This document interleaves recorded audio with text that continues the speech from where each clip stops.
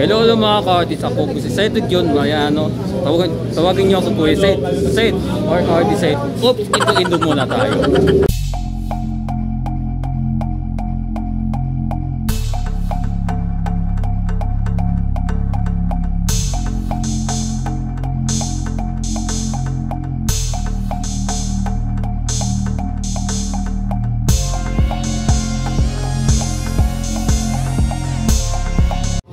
Hello mga ka-artist, ako po si Seth John Mariano. Tawagin niyo ako po Seth or ka-artist Seth. Bago natin pag-usapan natin ay huwag natin kalimutan like, share, and subscribe ang aking YouTube channel para mag-i-update ka sa mga future mga vlog ko. Bago topic natin o ibigay natin drawing, bago yung art meetup in Manila, ibibigay natin drawing kay Adam Alejo. Bago bigay, i-drawing mo muna. Start mo natin. So tara na, let's go mga cards.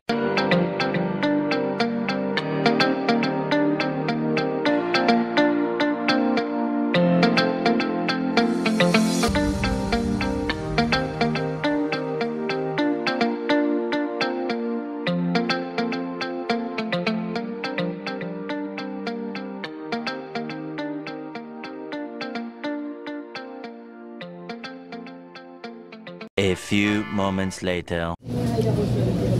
Yun, nakatapos ating drawing para kay Adam Alejo. Sa ngayon, bago natin ibigay yung drawing sa mga activities mo ng art meetup in Manila. So tara na, let's go mga ka-artist.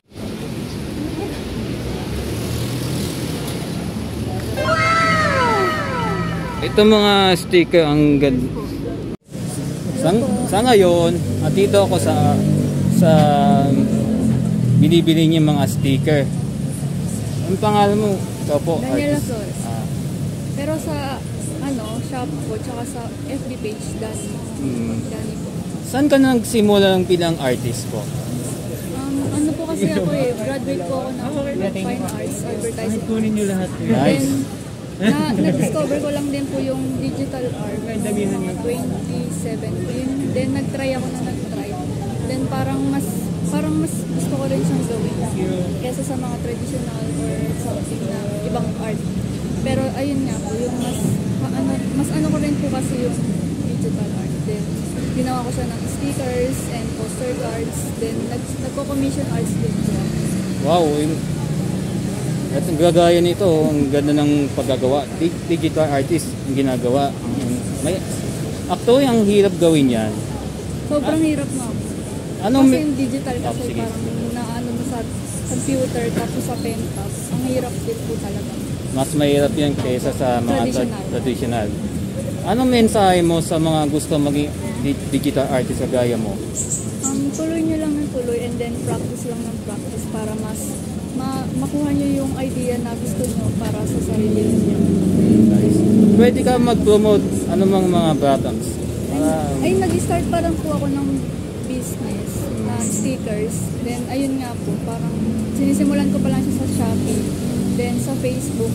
Pag sa Facebook po, commission arts. Then, pwede naman po kayo mag-inquire. Nice.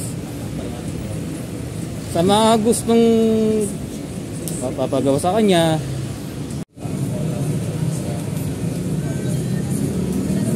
pwede kayong bumisita kanyang Facebook page para gusto nyong papagawa tungkol sa mga sticker o papagawa ng digital artist. Huwag natin kalimutan ng suporta natin sa kanya. Nice to meet you. Sa ngayon, andito ako makasama si Kuya Joel. Nakita ko bang drawing ang lupit mong yung Botes 5 Legacy, world class talaga. Yes. Opo, yung bihira yung ginawa mo, hirap. Paano mo nagawa yung pag-paint? Ang tawag niya nagsisimula ay sa inspirasyon. Kapag na-inspire ka dun sa isang bagay, nagkasabay sila ng gusto mong gawin, wala na makakapigil sa'yo, gagawin mo talaga siya. Yun lang talaga yun. Kasi kung gusto mo lang siyang gawin or hindi mo siya magagawa ng maayos, kailangan i-inspire ka talaga. Anong mensahe mo sa mga non-artist at saka mga artist, pangarap maging artist? Ano lang, lagi namang ina-advise yan, practice lang kayo ng practice. Practice ng practice, gawa ng gawa. Nood kayo ng video, subscribe kayo sa channel ko. O kaya follow kayo sa Facebook. Huwag natin kalimutan ng subscribe. Ano, may YouTube channel ka pa? Yes, meron akong YouTube channel. Ang pangalan mo? Hanapin nyo na lang yan. Bakit hindi pakita? Basta yan, Kakalyo, Joel Kakalyo. Joey Tacaryo. Huwag natin kalimutan like, share, and subscribe sa kanyang YouTube channel. Kalimutan nyo na maligo. Wag yung Sa mga gusto niyo, para makita niyo yung mga page niya, gusto niyo maging matuto. Correct. Salamat. Ano pangalan mo? Sa ito John Mayano, isa rin po ako YouTuber kagaya mo, artist din. Tag mo ako ha. Ito yung gawa ni kay Kuya Joel, ang lupit.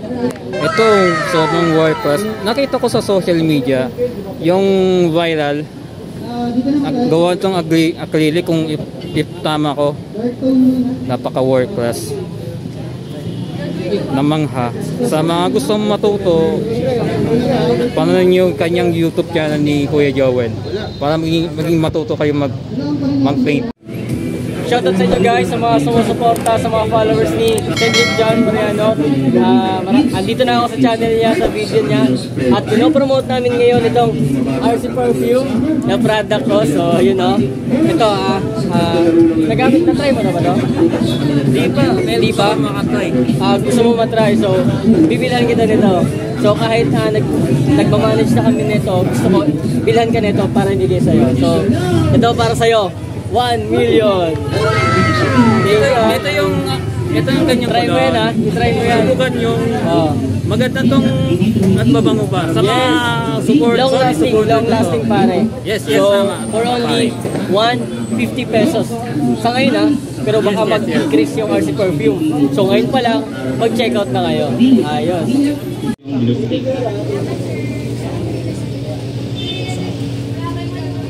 Ganito lang siya. Mag-reset lang kayo para dun sa white hair strands niya. And then, ayun na siya.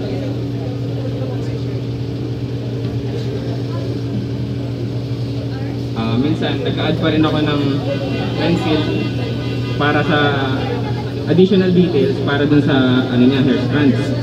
Para mas realistic siya tingnan. Like yung mga baby hair, mga ganun. Dapat lagi nyo tulisan yung lapis nyo para in hair strands yung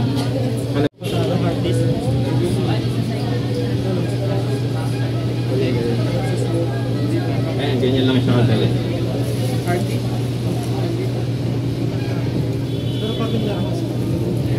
So ito po yung mga sample artworks ko, pwede nyo po siya.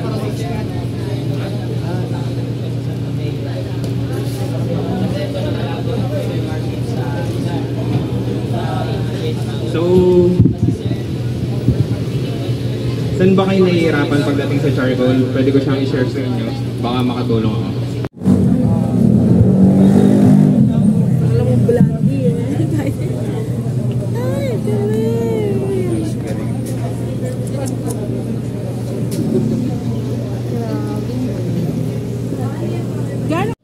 After ng activity ng Art Meetup in Manila, ibibigay natin pinakahuli kay Idol Adam Alejo, yung sikat YouTuber or influencer, nasa million subscriber. At di natin aasahan, may bibigay natin to ang ating drawing para kay Idol Adam Alejo. So tara na mga ka-artist, let's go! Pala ako. Nagulat ako ko yan. Pero gusto ko lang mag-thank you. Actually, dati kasi, before ako nag-stop na lang, ang talagang kinuha kong strand nung senior high school ako, visual arts. Kaya parang meron akong konting alam sa pagdodrawing. Tapos kung hindi ako nag-stop ng college, baka ang kinuha ko is either communication arts or fine arts. Hindi ako nag-stop. Kaya sobrang malapit talaga sa heart ko yung mga artist. Kaya nung invite ako ni Kuya Ralph, parang talagang hindi na ako nagdalawang isip kasi malapit din si Kuya Ralph sa akin, tinutulungan niya rin ako. Sila yung nag-paint nung nung truck ko, nung umikot ako sa buong si Chuboy. Kaya siguro ang iiwan ko lang sa inyo, each and everyone naman, di ba meron tayong mga inaabot na pangarap. sa akin, ito yung yung standpoint ko when reaching your dreams. Walang nakapunta sa dream nila ng talented lang sila. Most of the great ones na nandito sa mundo, napunta sila dun sa pangarap nila kasi hindi sila marunong mag-quit. So, yung galing kasi nawawala yun. Tapos yung galing, pwedeng after years, may mas magaling na kayo. So kahit ikaw po yung pinakamagaling na artist, kung wala doon yung consistency, tapos mahilig yung mag-quit, feel ko never ka makakarating sa gusto mong punta. Kaya I think, malapit na ako mag-stop sa ginagawa ko eh. Pero parang pinush ko na lang for the last year. And that was 2021. Sabi ko, last na to. Isang buga na lang talaga. And nung time na pahinto na ako, doon na nag-blow up yung channel. So yun lang, I think. Don't quit, guys. Because the great ones are not quitting. Thank you. Salamat po. Thank you. Salamat po. Sa ngayon, hindi kong inaasahan nakita isang sikat YouTuber na si Antam Alejo. Kala ko, dati, pan ako, lagi ako nanonood sa mga content. Hindi ko inaasahan, bibigay ko pala ang finally. Thank you sa pagkakas mo sa akin. May autistic. Hindi ko naasahan kung bibigay ko pala to. Thank you, Cedric. Cedric, guys. Thank you, bro. Yo guys, shoutout kay Cedric John Mariano. Subscribe niyo siya sa YouTube channel niya. Gumagawa siya ng mga artworks doon. Maraming salamat, Cedric. Salamat, bro. Tuloy-tuloy lang. Salamat. Anong mensahe mo sa mga artist, pangarap maging YouTuber? Siyempre tuloy-tuloy lang. Yun lang din naman eh. Kasi ako hindi naman ako nakarating dito dahil hindi ako nakarating dito dahil may talent ako. Nakarating ako dito dahil hindi ako umintok. So yun yung pinaka parang pangahawakan ko na huwag yung ihintuan yung gusto nyong maabot na pangarap. Alright. Sa mga ka-artist, sa mga pangarap maging vlogger, artist, gaya namin, huwag kayo sumuko, magsumikap kayo sa mga content at sa mga artist. More practice. Lagi maging positive at mag-tips. Kapag nangyari yan, maging makikatagumpay. Ayos. Thank you for watching mga ka-artist. Stay safe and ingat palagi. God bless. Thank you.